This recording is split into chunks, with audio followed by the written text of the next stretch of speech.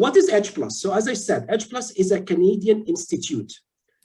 All its instructors are Canadian licensed. And why I'm very much stressing on that, because I cannot give you a course for pharmacists or physician without me and my team being already licensed. Otherwise, I'm not giving you a valuable product. So please make sure that whoever you deal with should be licensed. In Canada, we are very much careful about this word licensed. So if you get your license, you do whatever you want. So just bear with us that even if it's a long process, if it's a little bit challenging process, do not regret starting it, because at the end, you will feel the value. Edge Plus is a company, as I said, that serves physicians and pharmacists, and also it has an immigration division. So if you are still in the process, which I heard some of you were asking about, helping us in their immigration process, we are also having licensed Canadian immigration consultants who can help you with that. So don't worry, it's under one roof, you will get all the services. I'm not trying to make a sales pitch here, but I'm just trying to give you an overview about the company that will provide you the next hour of information. And is it credible? Is it known here or not? This is our website, and there is links to our Facebook page, YouTube page, and so on. I will not for sure go through each and single division, but as you can see, we do pharmacy, medicine, we do personal skills. I don't want to compete with our colleagues here, but we do the same stuff about interviewing and resumes and so on. We do the high school, the IB and AP. We have a division for our new generation and people who are getting into the process of being a pharmacist. Even we prepare them to be pharmacists or physician since grade 11. We take them from that grade 11, make a strong foundation, and let them go. Even we help them with what we call the interview for getting enrolled in top universities, because you know, if you are getting enrolled in one of the big names in US or Canada, you get interviewed before getting admitted. So we even help them with this admission and CV and resume writing and so on, and on top of the immigration. I would not go through everything, but yeah, I like very much when the team here was talking about testimonials. You do not even check with the first thing I check myself in any website or any company before I deal with is, what do people say about us? So go there, do your due diligence before you even listen to us. Go to Edge Plus, look at our reviews, look at how many people we have helped IMGs and IPGs in getting their exams done successfully. Look at our success rates. Look about how many students we have helped since we started this company 4.5 years ago. So do your research before you say, yes, this is the company that I'm gonna work with, collaborate with, and they will be my success partner in the next few years. So today I'm sharing a few slides. And I know that if you go to our YouTube channel, you will find many of what I'm saying today might be repeated, but I will do it in a different way today. I kept thinking, I don't want to repeat myself and be boring. So I said there are facts and myth, correct? Always. Some people have wrong perception and they believe the perception, and this perception become like a reality. So in this presentation, I want to, and here I'm focusing on the IPG part, International Pharmacy Graduates, and my colleague, Dr. Bassem, will do doing the IMGs. And there are on both sides, there are facts and myth. In every single process, which I will go quickly through them, there are some misperception. Starting with this slide, Canada. So this is Canada that most of us were dreaming of, you know, like when we were living back home, we want to go to Canada, immigrate to Canada, is better than the US, and so on. And then you come here, some people tell you, no, never do it. We regret it. It's not this, it's not the dream country. It's not the land of opportunities that we thought about it. It's wrong. This is a myth. Canada is a great country, to be in. There are for sure drawbacks, and the weather is bad. What can you do? You know that the weather here is bad. It's not like the best. It's expensive country for sure. It's not as affordable as our home countries, but as well, your income is not as low as when you were getting back home. So what I'm looking at, if I take Canada, I want just the people who landed in Canada or they are close to landing Canada, not to regret this step, because this is a very demotivating step in your licensing process, in your career, and you don't look back. As long as you just made the decision, keep on. Canada is a good country, and I'm putting here even the ranking, quality of life, standard of living. Canada and the Scandinavian countries and Switzerland are always on the top 5 countries, top 5. So you are one of the top 5 countries in terms of quality of life and standard of living. I'm putting that because I always have some students, our valued candidates, and they are feeling so much down when they face some troubles. In the beginning, you will face some issues, but be strong. You made the right choice, and let us help you to continue the journey and make it happen. Okay. This is how we all were. We know, in the middle of nowhere. Where should I start? It's very normal that in the beginning you are puzzled, you will have a lot of questions. No worries. We are here, the team is here to help you as much as we can to solve all your questions. If I'm an international pharmacy grad and I'm still starting the process, I am a pharmacy back home, Egypt, India, China, wherever I'm coming from, and I want to get licensed here in Canada. The process is a long process, and I know that it's not easy. However, it's doable. Again, there's nothing easy, but it is doable. Knowing the steps, and I'm trying here even to summarize the steps. I'm talking about somebody who has no clue, somebody who is still submitting their papers to get accepted to write their PEBC exams. Step 0, correct? And there are a lot of them, and they are always puzzled. My advice to you, do not take your information from uncredible sources. Number 2, do your research. You need to read a little bit, guys. Everything is on the PEBC website, everything. However, I will try here to simplify as much as I can and to make it quick so that we can cover 6 steps in order to get licensed here in Canada, starting from the very first step, pharmacist gateway. This is the, and by the way, I put on every slide, I put like the hyperlink, the link of the website. So you can easily take a screenshot and you can navigate it and go and do your registration. So I'm talking here about submitting my papers in order to get evaluated that I am back home a pharmacist, so that they can accept me in the process of license to get licensed here in Canada.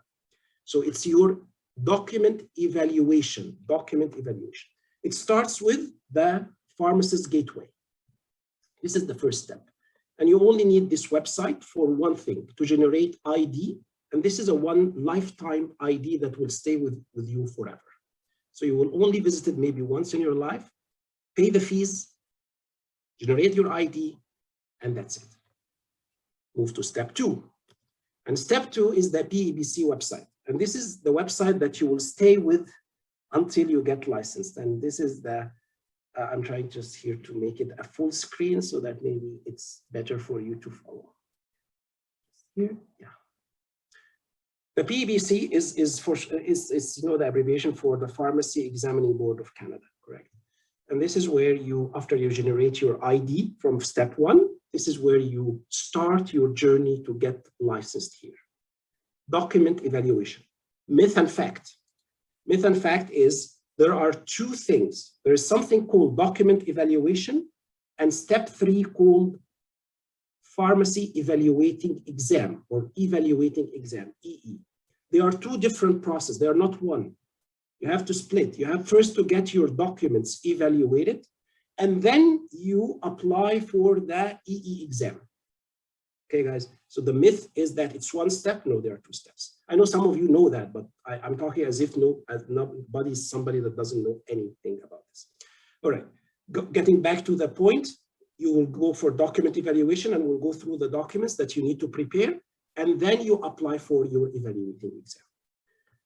You see this very nice tab here, online application, myth and fact.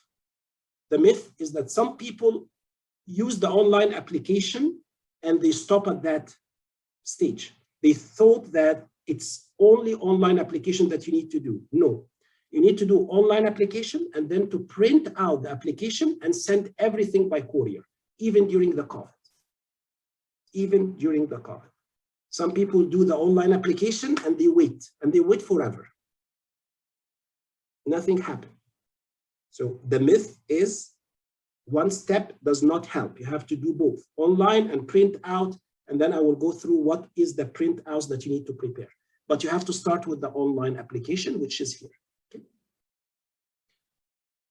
After you finish the online application step, you print out this form that you filled, and you start preparing your document evaluation package. It's a package, actually. And I split them into 3 main sub-packages. So it's a big package, but split into 3 sub-packages. The one on the left, the column on the left, is the package that you prepare yourself as a pharmacist, and you need to send by yourself. The one in the middle should be sent by your university, pharmacy college that you have been graduated from. And the one on the right is the letter of good standing, which should be sent by the Syndicate of Pharmacy or the MOH, the Ministry of Health. It depends on which country you're coming from. Okay. So let us take it one by one. The one column on the left is you need to prepare with this application that we printed out. You need to prepare your birth certificate. You're not prepared, you just make it ready. And for sure, when I say anything, any document should be in English. And if it's not in English, it needs to be certified. It needs to be officially translated in English. Myth and fact. The myth is that you go anywhere, make the translation and send it to them. They will not accept it. It needs to be translated with official translators. If you are back home, I'm sorry that sometimes people, I'm talking also for people who did not land yet in Canada, in case that you are still in the process of landing soon in Canada. If you are here in Canada, for sure, I think if you have a birth certificate, you need to get it translated with an official translator here in Canada. Official translator should stamp it, and for sure you know the process of stamping and signing on every page, and they have the copy of the original document attached to the translated document. Any step that you do inaccurately or you do with low quality, I'm sorry that it might delay the process for months and months. And I don't think that any one of us would be happy if they start, and we got this every week. Why my documents are not evaluated? I've been waiting for 4 months, 5 months, 6 months, and we hear a lot of complaints. Guys, because you haven't followed the instructions properly, which I'm trying to simplify. But again, this does not substitute that you have to go and read on the PEBC, please. Birth certificate or certified passport. You don't have to send 2 personal documents. It's only one ID is enough. And that's why I made an or very clear. Graduation certificate in English, this is all in one envelope, okay? You have to have your graduation. And people ask, what is the graduation certificate? It's the one that you hang on the wall. So there are many certificates that you can get from your university or pharmacy college. They want the big one, the original one. They want this one with the stamp on it. If it's not stamped, they will not accept it. You see how much details we have in every single step. Again, if it's not in English, you need to translate it and so on. So I'm talking that here they have to receive everything officially translated and stamped and sealed. Okay. On top of that, you put the application form. Remember the one that we just did the previous step, and the printed application, paying the fees online, and you are done with the step of which is under your own responsibility. For sure, all of them are under your responsibility, but this is the envelope that you're going to send yourself, the International Pharmacy Grant. By the way, if you are here in Canada or abroad, the same apply. It does not change. The requirements does not change. Okay. The column number 2 is the one that your pharmacy college will be preparing for you. Actually, you go there and you ask them. And the good news here, this is one of the COVID advantages. very, very rare to see advantages for COVID, but this is one of it, that they allow the university, your pharmacy college, to submit this transcript certificate online. This has been now allowed since few months. So they don't have to send it by courier. If you go to the PEBC, you will find this email that I put for you here, and they are telling you, let your university or pharmacy college to send us your transcript. You know what the transcript means, correct? Transcript is having all the courses that you took through the 4 or 5 years of pharmacy school with the grades of each course. They want to make sure that you are pharmacist people, okay? So they want to make sure that you are pharmacists back home. Done. And then the third is the letter of understanding. And again, with the syndicate or MOH, they allow you to be allowed, by the way, you cannot touch this. This should be sent by the syndicate, directly, or by the MOH directly. And again, it could be sent by email. Simple and easy, but just please take care of some of the details that we mentioned so that you can make your document evaluation done properly and in timely manner. This process, in order to reply back to you, it might take between 2 to 3 months. That's normal. But if it's taking more than that, then there's something wrong usually in the process.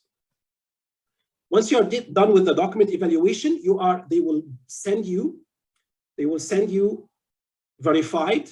You are now good to go. Good to go meaning you are good to start the process of getting licensed.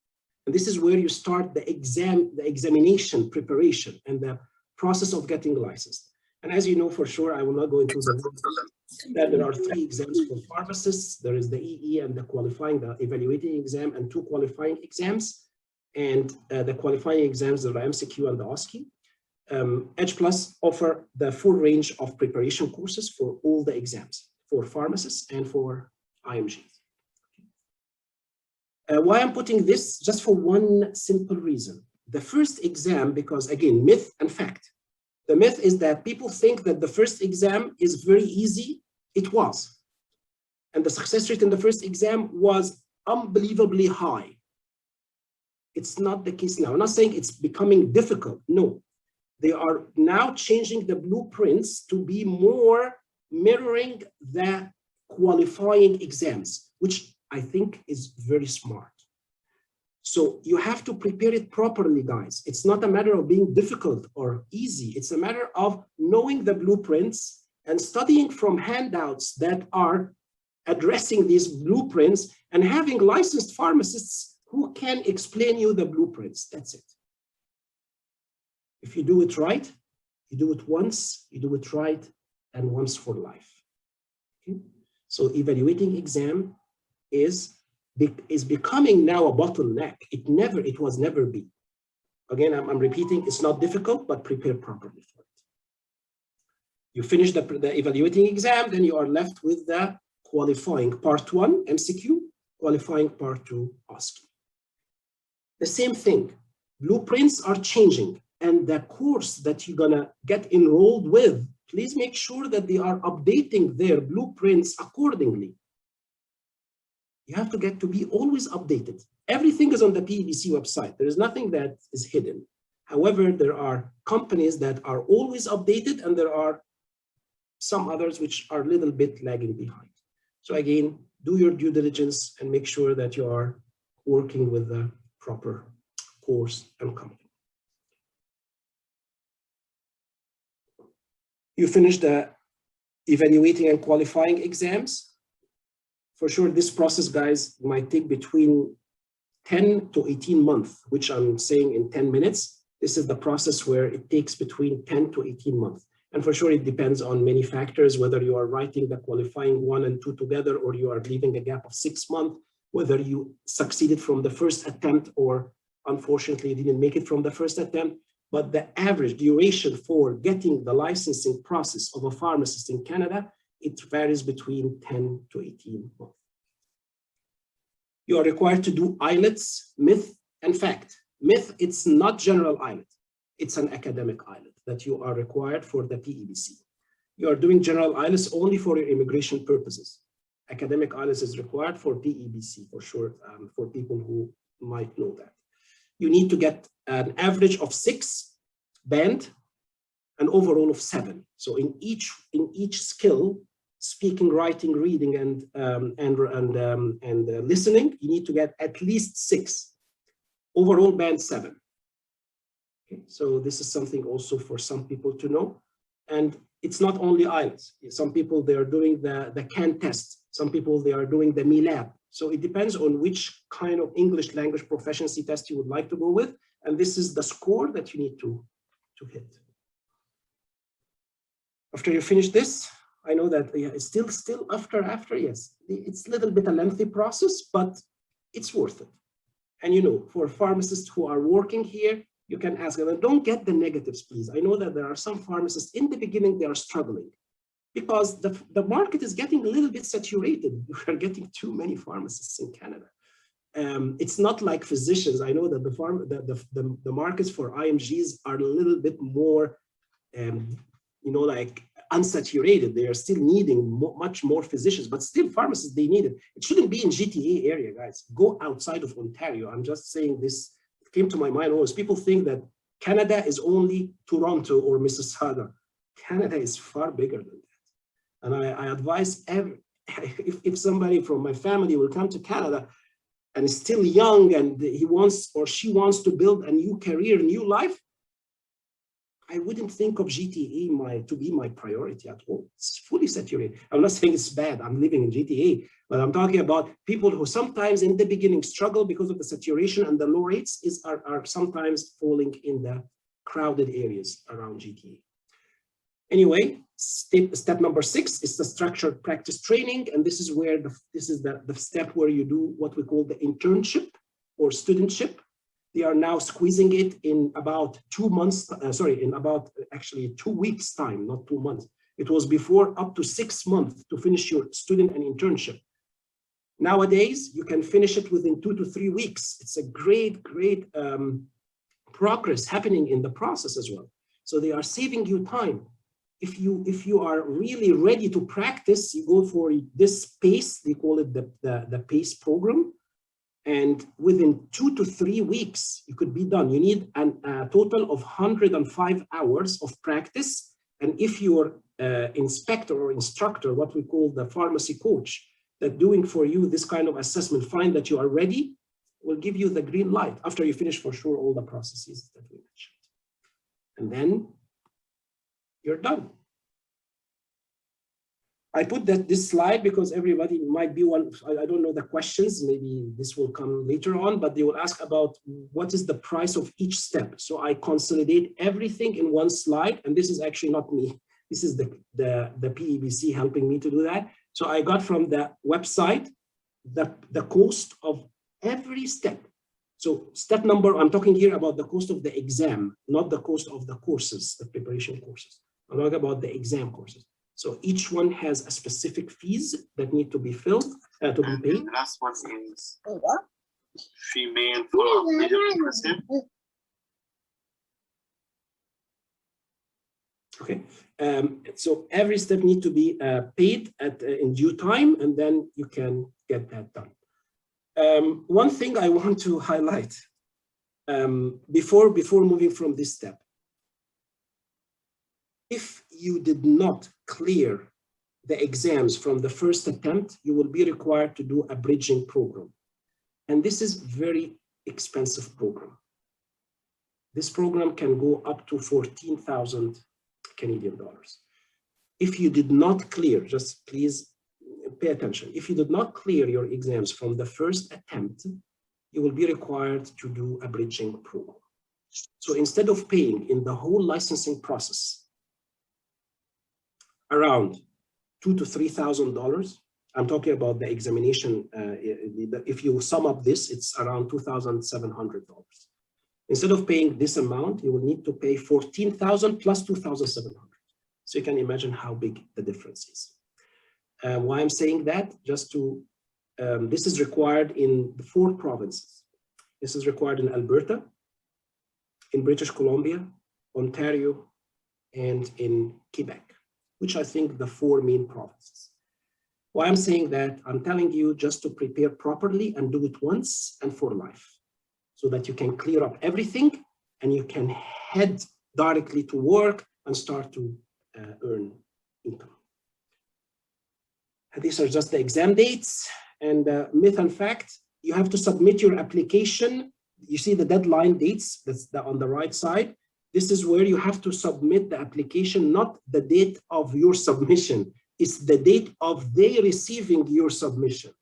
So when I say August 6th, for example, for the November, because we have the coming exams for the coming qualifying exam is in November, as you know. So if you are going to get enrolled in November exams, you need to submit your application for the exam of MCQ or OSCE to reach them before August 6th, to reach them. So I need to be good planner. I will start from now preparing my submission so that it can, if you are sending it by courier from outside of Canada, I have to make at least 2 to 3 weeks minimum so that they can receive your application before the deadline. Otherwise, you will need to wait another 6 months. I'm done. I just want to conclude that we are here to help you. Even if you are not going to take a course with us, we would love to help you. Me, Bassem, all the team, we have a team of 4 pharmacists licensed, and we have a team of 4 medical doctors. So we are a big team on board, H+, all licensed. Even if you are not going to seek for our help during the preparation courses and you want to ask any question, we will be happy to help you with that. Okay. So I'm done with my part. I will just hand over to my business partner, Dr. Bassem. And this is all our contact details for Edge Plus, our website, our emails, our phone, and we have Instagram and Facebook account. You find us everywhere. So wherever you want to reach us, you will find it. So don't worry. All the best. Wishing you all success. Dr. Bassem. Yeah, so thank you, Dr. Ihab, for this nice presentation about H+, and about the pharmacy program. And as I was introduced, I'm the ECFMG and LMCC licensing exams program director at H+. So I know that we don't have much time, so I'm ready for your questions. If any international medical graduate, any doctor who has a certain question about the changes, the recent and updated changes that the Medical Council of Canada has adapted for the MCC QE1, MCC QE2, and NAC OSCE exams. I'm ready to clarify anything, and please go ahead and shoot. So, sorry, Dr. Bassem. Dr. Bassem? Half an hour. You have half an hour, Dr. Bassem.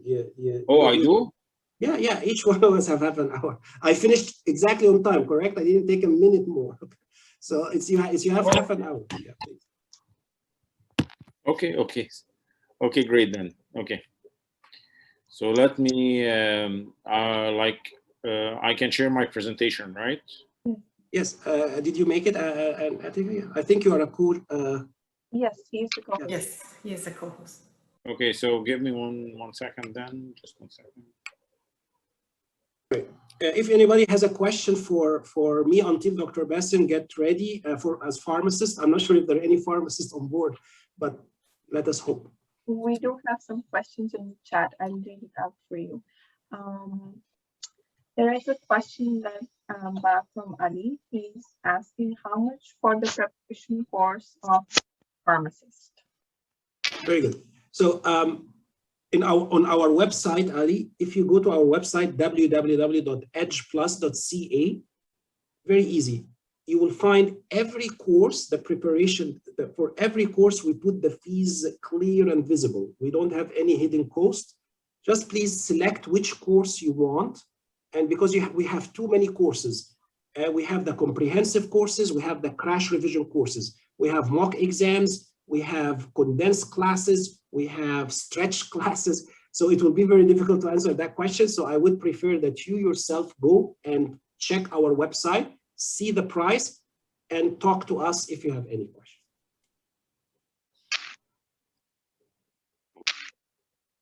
If we have questions, please go ahead and mute yourself and you can ask the question. That's the only question I have for the prices. So far, Okay. that is the only question I see for the pharmacist. No, I think they were also asking about if they have to send the original documents or original certificates.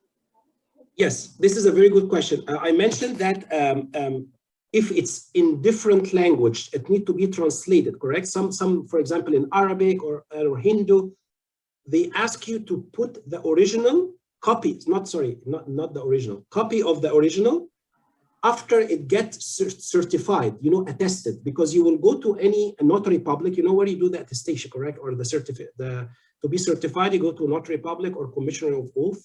They will look at this copy, the original, and they will attest that this is exactly a copy of the original. So they want you to go to that and they stamp it and seal it. That's why I'm saying when you go, you have to go to an official translator, you have to go to an official commissioner of oath or notary public. If you don't have either in your country, you need to go to either the consulate or the embassy, or to a lawyer with the English stamp. So I'm giving all the options. We got this question a lot. Going back to the question, if it's not in the English language, in English language, you will need to send a copy from the whatever local language you have with the translation and with the certification that this is a copy exactly like the original. So yes, you need to send the original in the local language. We have another question. Doctor, I have one question. For that document, can Commissioner of Oath attest that? Absolutely, it's one of the four approved by the PEBC website to be to attest it. Yes, Commissioner. Okay, perfect. How can you help someone interested to apply to pharmacy school in Ontario? Sorry, can you repeat the question? How can you help someone interested to apply to pharmacy school in Ontario? Pharmacy school, you mean that somebody who is not pharmacist back home, they want to get? The question is by Leila. Leila, if you would like to please elaborate on your question.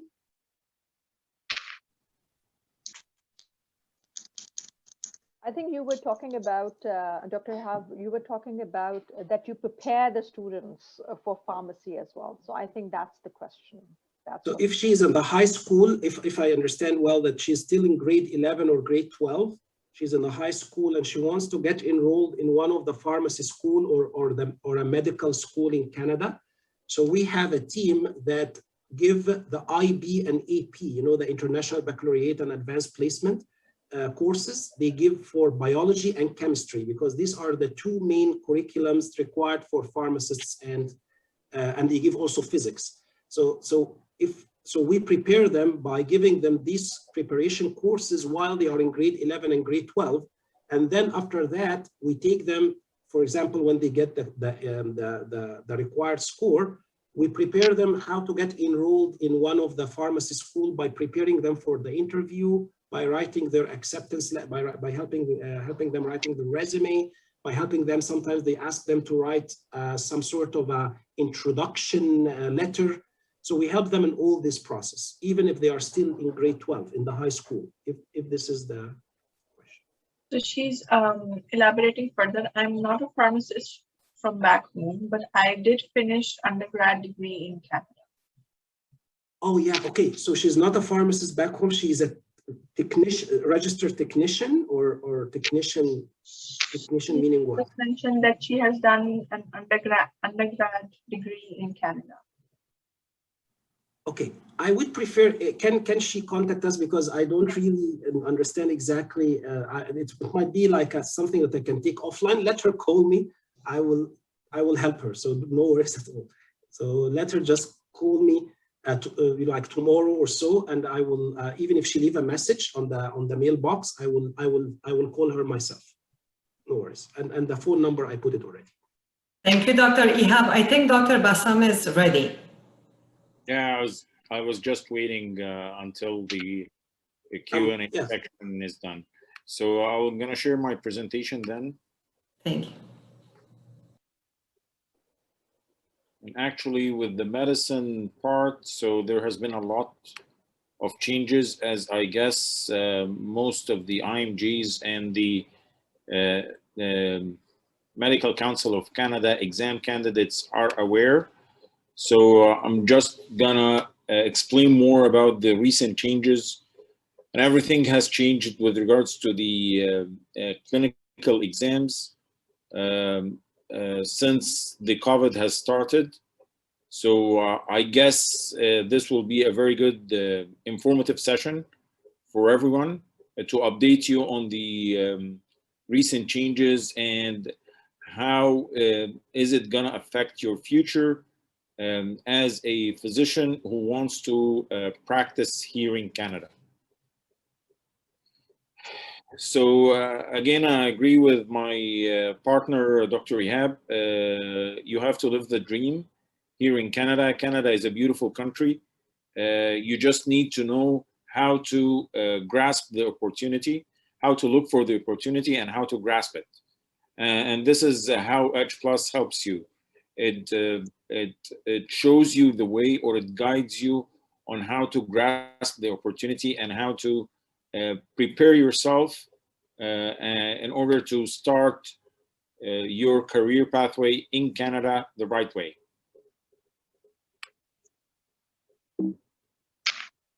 So first of all, as an international medical graduate, you have, as I guess most of you know, you have one of two pathways to practice medicine here in Canada. There is the traditional and well-known pathway, which is the residency pathway. And there is also another pathway called the practice ready assessment pathway. So for the, I'll start first with the practice ready assessment pathway. And there has been a lot of changes for this pathway since that the Medical Canadian Council qualifying exam part 2 is no longer required, and it's no longer needed for your LMCC certificate. And of course, everything has changed since the COVID, and there has been escalation of news and escalation of events in the past few weeks and in the past few months. And finally, the Medical Canadian Council, or the Medical Council of Canada, has declared that it's not gonna run, or it's not gonna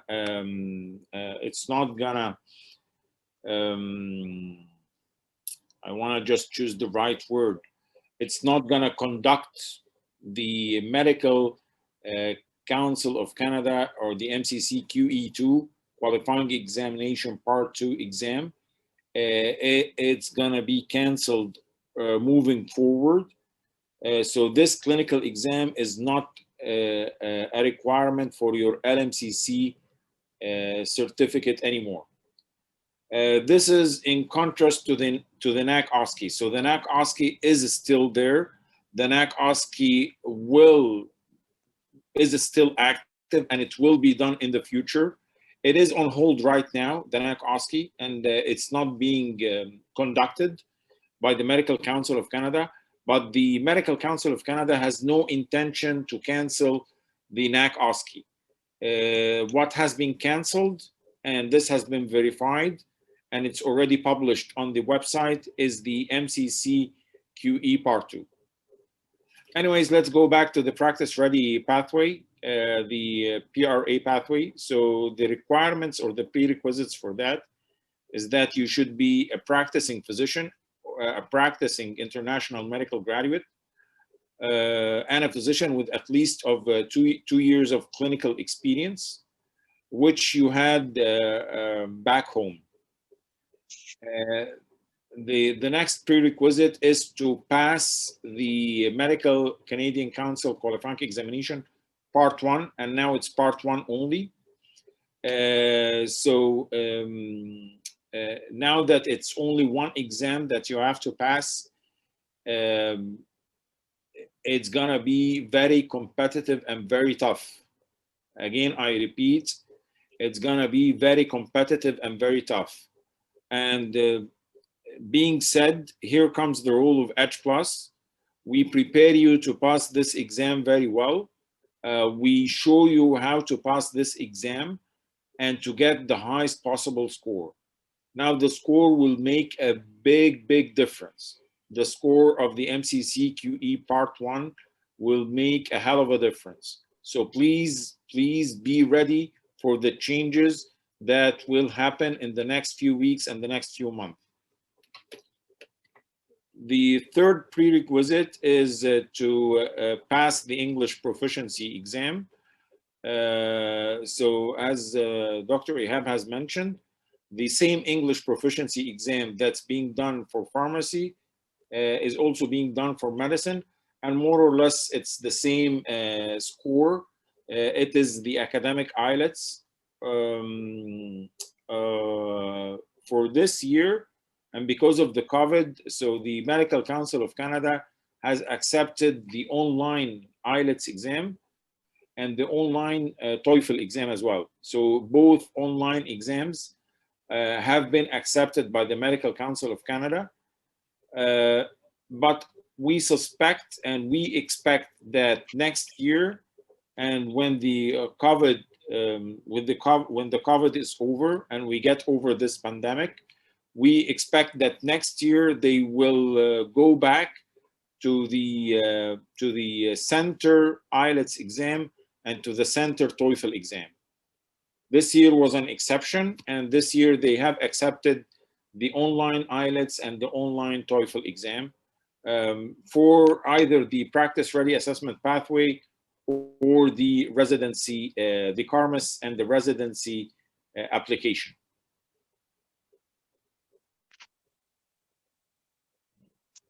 Hold on 1 second. The practice ready assessment pathway is applied in certain provinces only, so it's not applied nationwide. Each year you have to check the provincial colleges, their websites, and check whether the provincial college is accepting applicants for a practice ready assessment pathway or not. So it's a year by year thing. It's not a fixed program. You have to check every year. So for example, the province of Manitoba is always, or has been well known to accept physicians for the practice ready assessment pathway. The province of Manitoba has a lot of underserved areas and has a lot of remote areas, and that's why the province of Manitoba like accepts practice ready assessment candidates every now and then. Nevertheless, the province of Manitoba 2-3 years ago was not accepting practice ready assessment pathway physicians. So again, it's a year by year thing. You have to check each and every year the provincial college, if the practice ready assessment pathway, if it's open or not, if they're accepting applications or not. The provinces which are well known to accept physicians or IMGs for the practice ready assessment pathway are Manitoba, Alberta, I think some parts of British Columbia is also open for that. Saskatchewan, sometimes, some years they open the door for the practice ready assessment pathway. Some years they close the door as well. So again, you have to check on a year by year basis. With the practice ready assessment pathway, and if you are accepted, and if your application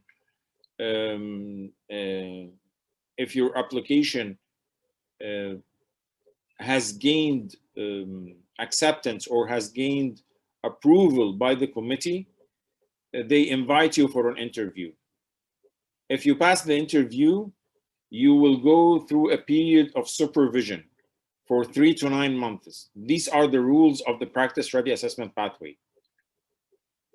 If your application is accepted or approved by the committee, and if you do the interview and you pass the interview, then you will go through or you will be supervised for a period of 3 to 9 months. And during this period of 3 to 9 months, the doctor who will supervise your performance will write a report.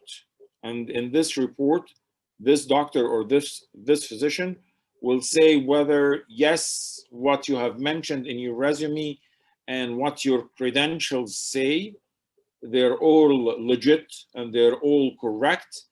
And this physician who will supervise your performance will recommend accepting you and will recommend moving you forward along the program to take the Royal College exam.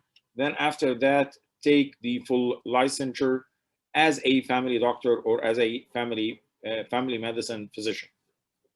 Or the supervising physician or the supervising doctor will say that no, you're not as qualified as they have expected, and will recommend not to move forward with you as a practice ready assessment physician. Or they might say that they will give you more time for more supervision. Being said, at the end of the period of the supervision, and if you are recommended as a doctor or as an IMG who was supervised for 3 to 9 months, and if the recommendation is to move forward with you, then you will have to sit for an exam, a Royal College exam in family medicine, after which you will have a full license to work as a family medicine doctor or physician in one of the remote areas in this province. You will work in one of these remote areas for at least 3 years, after which, after you finish the 3 years of working in one of these remote areas, you will be free to relocate to any other province across Canada.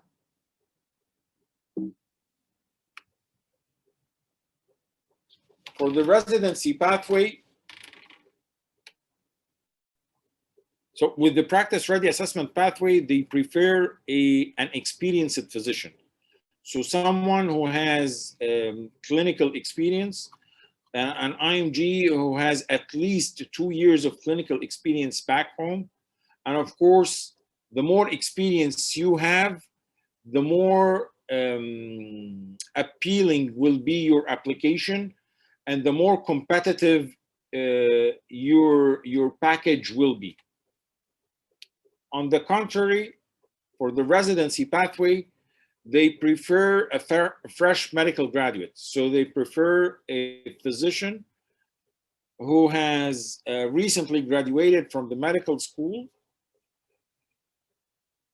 Being said, I'm not like saying that you should not apply if you were a practicing physician, or if you have like a good history, good clinical experience, or if you have long years of clinical practice back home. I'm not saying that. I'm just saying that for the residency committees, they're kind of biased towards the fresh medical graduates. If you're a practicing physician and if you have long years of practice back home, you can still apply, of course. The prerequisites for applying towards residency through the CARMS are as follows. You must pass the MCC QE1 QE Part 1 exam. And again, the score makes a difference. So the higher your score, the more will be your chance and the more competitive will be your application package. In addition, you should pass the NAC OSCE exam. Now, the NAC OSCE exam is still there. It is still valid. You will have to do it.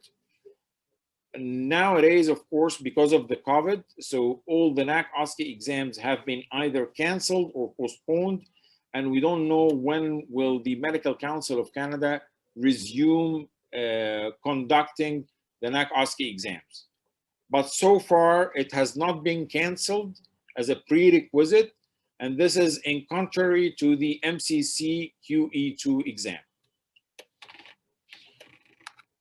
In addition, you should do the English test, so the English proficiency test, which is more or less similar to the one I have explained for the practice ready assessment.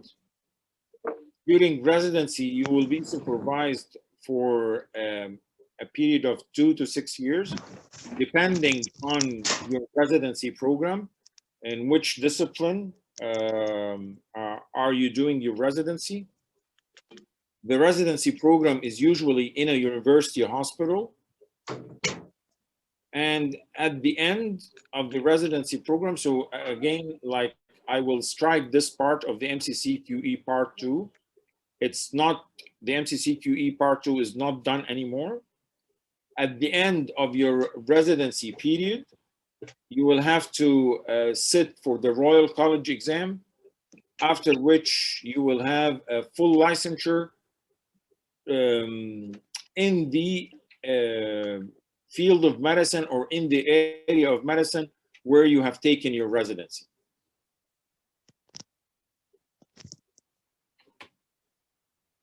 I guess most of you know that. So in order to, the first step in order to start the application process for a practice ready assessment or for residency, you must create an account on Physician Apply, upload all the documents needed at Physician Apply, including the certified passport copy, the diploma, your medical school degree or diploma. And if you're still a medical school student, you should apply a student attestation form instead. Any additional documents as required. Then if you want to apply for residency after passing the exams, if you want to apply for residency, there is a different platform, a different website that you have to use, which is known as the CARMAS or the Canadian Residence Matching Service. If you're applying for the practice ready assessment, this has to be done through the Physician Apply account, which will be linked with the active provinces or with the provinces that have active practice ready assessment programs. The MCC QE Part 1 exam, which I guess it is the most important exam nowadays. Now there is no, like, it's the only player in the field right now, the MCC QE Part 1 exam. It's the main exam. It is the only and the main exam that will determine your future as a practicing physician here in Canada. NAC OSCE is important, of course, for the residency, but for the practice ready assessment, like, it's the only exam that you have to take. So please pay like your utmost attention for this exam and do your best in this exam. In this exam, they focus on 2 areas. The first area is your knowledge of the physician activities in assessment / diagnosis of diseases, management of diseases, communication with the patients, and ethics, professional behaviors. The other area which this exam assesses is your knowledge of the dimensions of care with regards to public health, health promotion and illness prevention, acute ambulatory medicine, chronic diseases, and the psychosocial aspects of medicine. So all the questions in the MCC QE Part 1 exam, they assess assess these two areas, okay? They provide you with different case scenarios, multiple choice questions, and CDM cases, testing your knowledge with regards to the two domains or two areas which I have just mentioned to you. Once you do the exam, if you're well prepared for it, and hopefully all of you are going to be well prepared for it, it's going to be really tough, really competitive moving forward.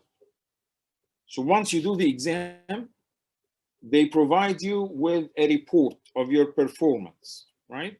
So they tell you whether your performance lie within the borderline, or is it in the like top 10th percentile, or is it below the borderline towards the lower performance? So this report helps you if, God forbid, you didn't pass this exam, the MCCQE1 exam, you didn't pass it for the first time, and then you need to take it again. So this report will be some sort of a guidance for you to prepare yourself better for the next exam. Our mission at Edge Plus is to make you pass this exam from the first time with the highest achievable score. As you can see, the blueprint shows that it tests your knowledge base in different areas of medicine, including the growth and development, immunologic disorders, diseases of the blood and blood-forming organs, mental disorders, diseases of the nervous system, cardiovascular disorders, and so on. They can also provide you this report as a graph like that, as a bar graph.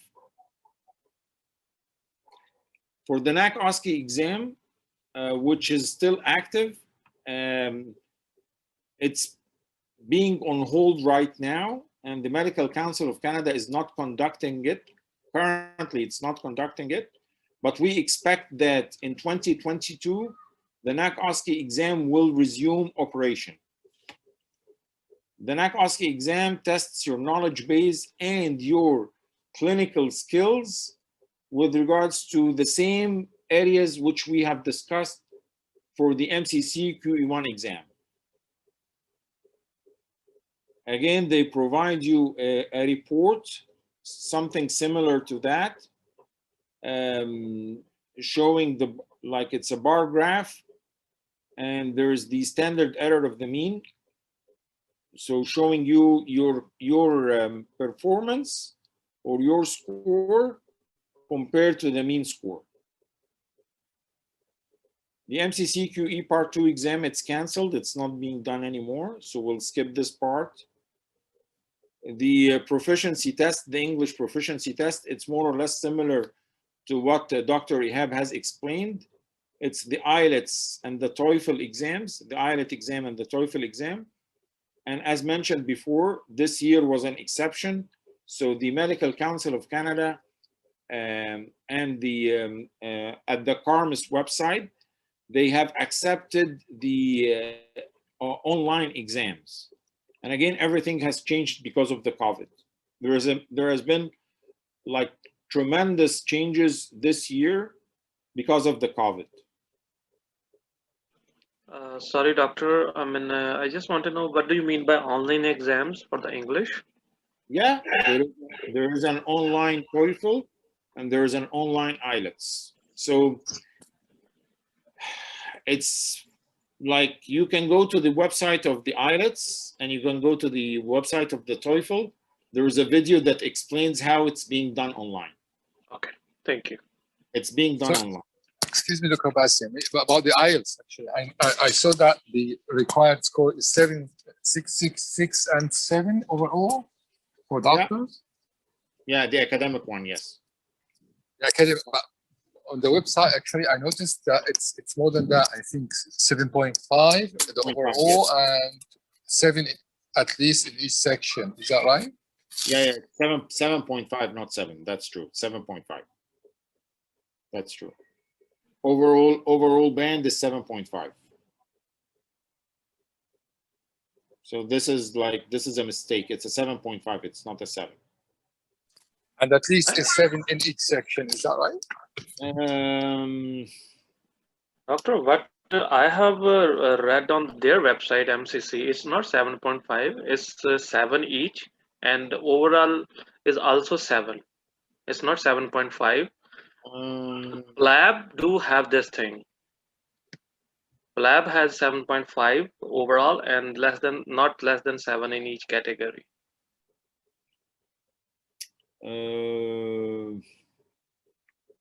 Hold on, I'll tell you. I guess you're right. Sorry, Medical Council of Canada. Okay.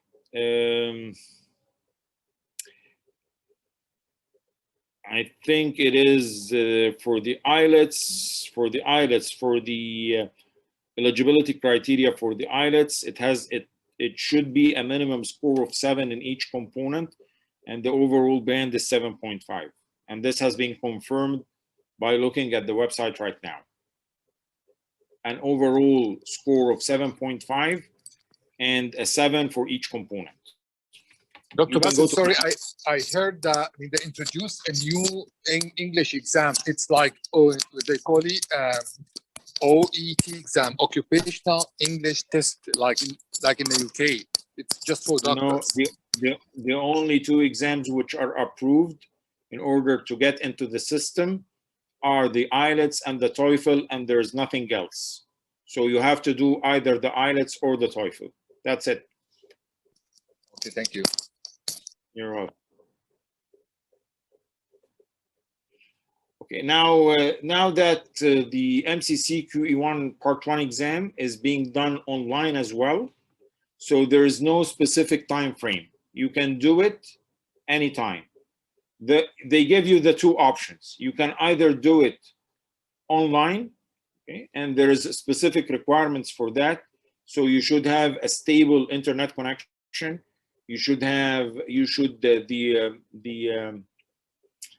proctor that will follow you during the exam, he should see you, like your laptop, your camera should be open all the time.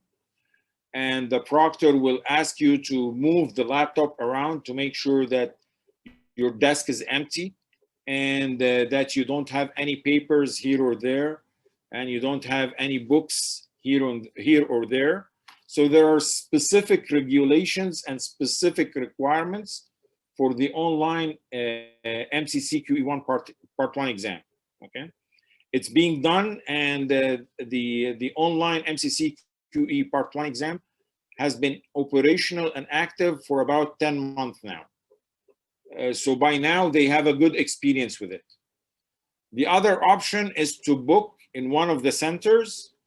The point is, with one of the centers, and because of the social distancing rule, so it will not be easy to book in one of the centers, and you will have to wait, and there's a long waiting list for the MCC QE1 centers. If you are in Canada, you have to check, well, like which city, like where do you live, in which city, and you have to check the website of the Prometric Center that's closest to you or that's near to you.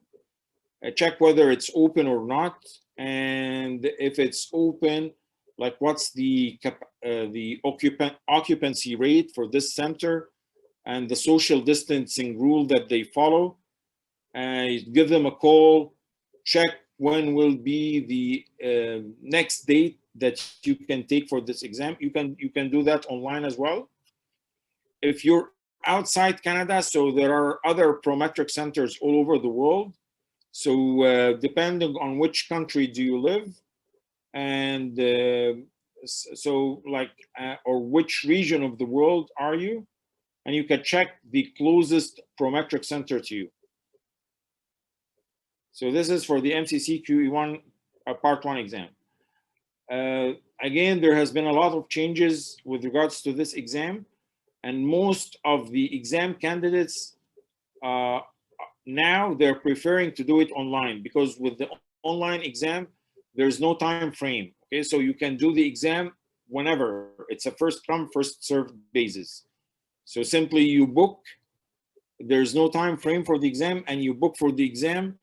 So if there is like a vacancy tomorrow for the online exam, you can book for it tomorrow and you can do it tomorrow. The MCC QE1 exam.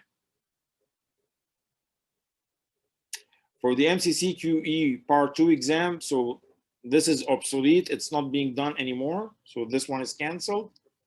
And for the NAC OSCE exam, so again, the March one, like it has been canceled, and the September one, they need to confirm it first.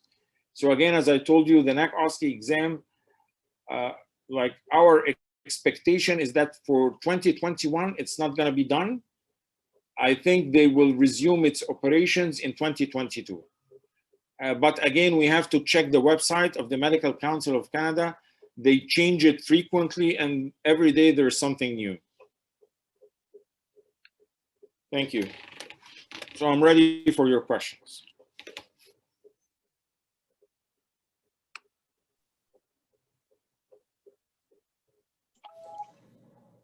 Perfect. Thank you so much.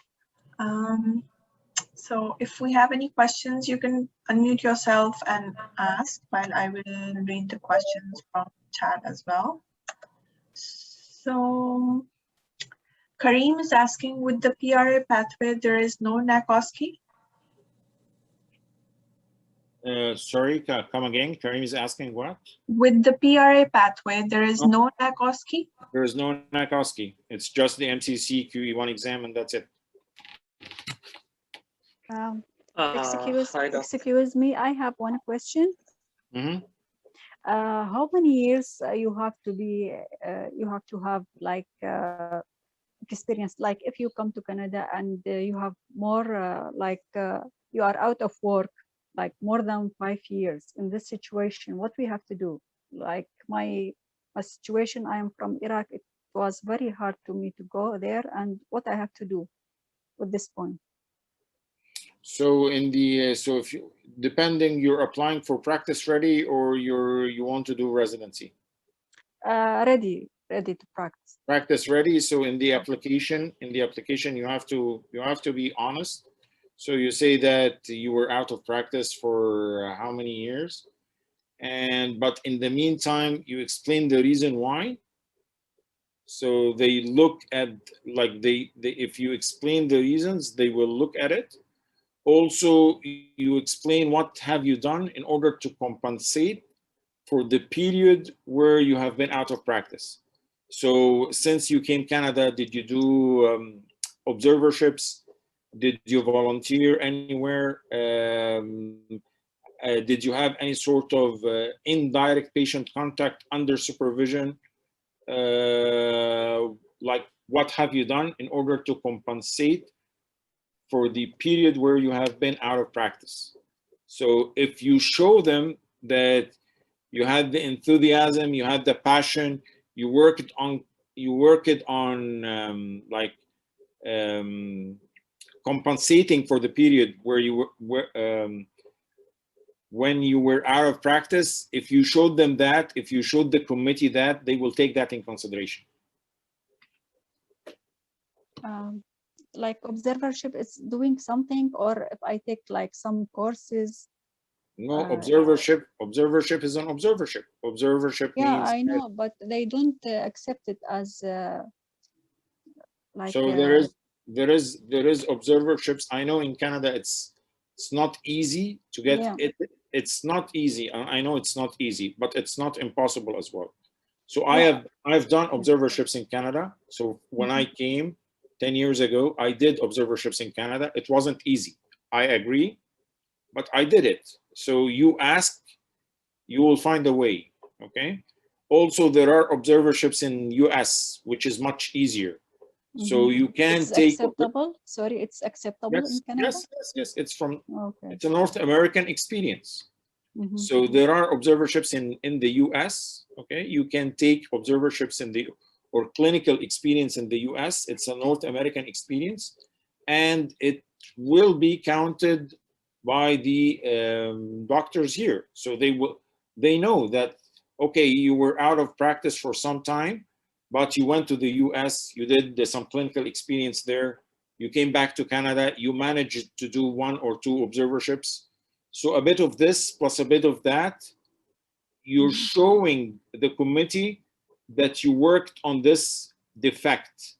Once you show the committee that you worked on this defect, they will take that in consideration. Okay, thank you so much. Is there any pathway for specialists? Practice ready assessment is the only pathway for specialists. Again, you have to check the websites of the provinces and the provincial colleges. So Is there for oncologists? you have to check the website of the provincial colleges. So it's not a constant thing. It's a year-by-year thing. Okay, thank you. Excuse me, one question here. Practice ready, is that like for family physician, right? You will apply to be up as a family. Mostly it is for family physicians. Mostly, yes, that's true. Mostly, but like every 3-4 years, they can accept practice ready assessment for a specialist. So again, it's a year-by-year thing. You have to check every year the provincial colleges of medicine, their requirements, if they're open for a specialist, if they're open for practice ready assessment in a specialty of medicine or not. And did they need the NAC OSCE score for the practice ready? The practice ready assessment, there is no NAC OSCE. Because before they were asking. No, for the practice ready assessment, there is no NAC OSCE. Before it was the MCC QE2, but now it's canceled. So just part 1. Now it's only part 1. Thank you very much for your presentation.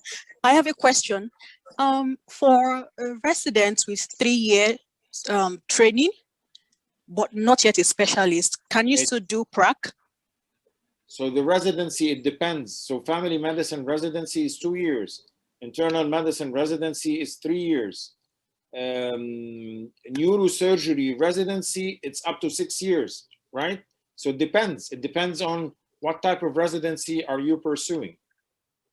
For example, residency in pediatrics, 3 years experience, but not yet a specialist. Can you still go for prac in Canada? 3 years residency. So if you take the 3 years residency here in Canada? Not here in Canada. Not here in Canada? So yes. If you do it outside Canada, and then what? And so then? What I'm saying that I have 3 years training in pediatrics, to be more specific. Okay. Yes, but to complete the residential training is 5 years, but I did 3 years before coming to Canada. So with this 3 years experience, can I still apply for prac? For practice ready assessment? Yes, you can apply. You can apply for, but again, you have to do the MCC QE1 exam. Absolutely. Okay, and then in your resume, you have to show in your resume. So the resume now, the resume preparation. So it's an art. So you have to work on your resume. You have to work on your writing skills for the resume. Yes. In order, because now it's different. Now you don't have the clinical exam. So it all depends on your score for the MCC QE1 exam, and to show yourself in the resume and the personal statement, okay, or the cover letter. So okay. you have to show yourself very well in order to gain the attention of the committee. So there will be a committee that will look at all the application packages, right? Yes. So it's not going to be easy. It's going to be very competitive, by the way. That's very, true. Very competitive. Thank you. You're welcome. Thank you so much. We have another question in the chat. Can we take observership clinical attachments in USA without passing steps?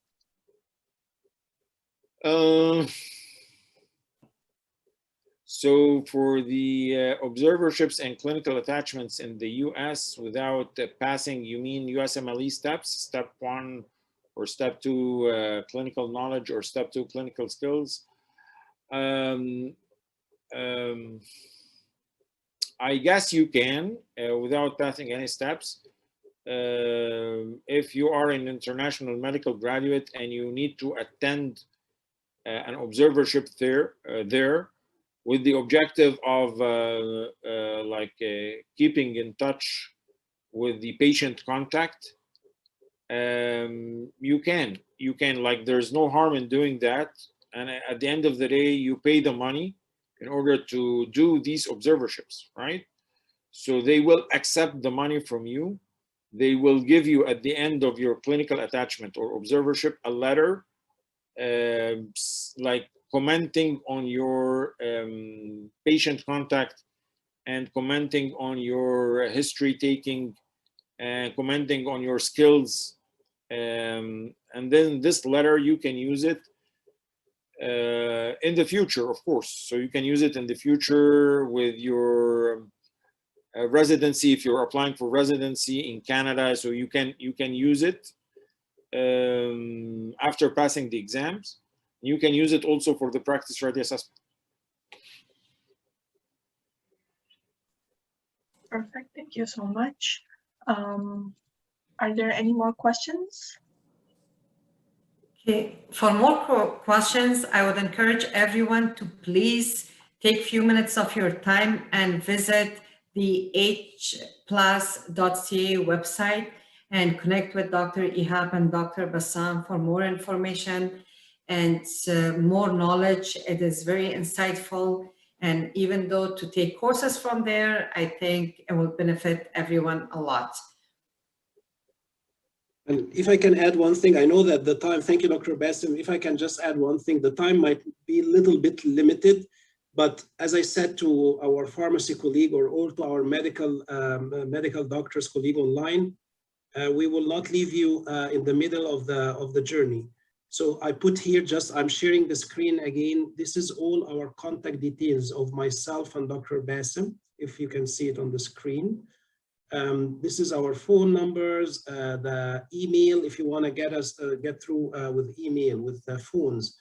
You want to check our website and send us a message on the website. You can reach us by many tools and we will respond within 24 hours. This is our commitment. So, and you can take a picture of the screen as well. Yes, sure. Yeah, do whatever you feel comfortable. This is all and our website has all the details as well, but please feel free to contact me and Dr. Bassam. Even if you will get to the voice message, we're gonna return your call within 24 hours. Thank you so much. Thank you so much, everyone. Thank you. This was, thank you, Dr. Ihab. Thank you, Dr. Bassam. This was very, very informative. I would like to add again here that I have sent out the email with the next steps for the Career Accelerator program. Please make sure you check your emails. Make sure you check the junk folder as well and reply back to my email. I'm putting a survey link for the program and the orientation session in the chat box. If you could take a minute and please fill out the survey for us, that would be amazing. Nilofer, Aisha, Mireya, would you like to add some concluding remarks, please? I just want to say thank you very much, Dr. Ihab. Thank you very much, Dr. Bassam, for taking your precious time to be here with us today, for the wonderful presentation, for extremely informative presentation I ever attended myself. Thank you. Thank you once again. Thank you. Thank you. It was a pleasure to have us with you guys, and we will be very happy to repeat this experience if we found that there are still questions and any needs for our help. We are always there for our candidates. Definitely, we will contact you for our next cohort.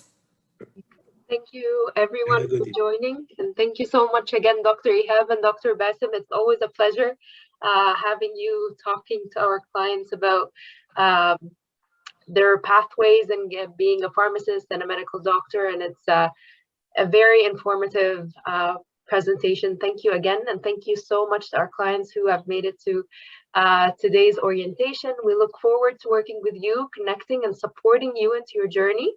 And yeah, thank you so much. Thank you. Thank you. Yeah, I would also like to say thank you for an informative workshop. Dr. Ihab, I was waiting for step number 7. Thankfully, it didn't come. But it was a great informative session. I think we have learned a lot as well, and Dr. Basim as well. It was amazing, and I think all of the clients and all of the people who have attended today's workshop have increased their knowledge as well. Thank you for the attendance and contributing to this workshop as well. Thank you. Pleasure. And thanks to all our clients for being here tonight as well. Thank you Have so a much. great evening, everyone. Thank you. Thank you. Take care. Everyone. Have a good Have a night. great Bye, evening. guys. Bye. Bye.